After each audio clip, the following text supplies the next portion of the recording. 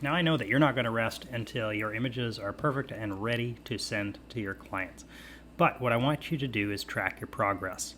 As we grow with anything in life, seeing results encourages us to push on and go further.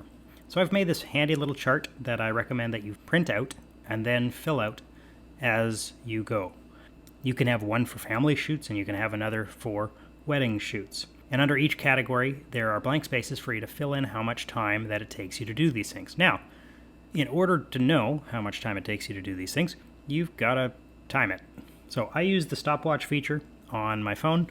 If I'm called away or stepped away, stop your timer when you step away. But I want you to know how long it takes you to call, how long it takes you to sort your weddings into lighting scenes, which we'll get into soon, how long it takes you to balance all of the images, and how long it takes you to finish. Add these together and that will be your total editing time for that particular shoot.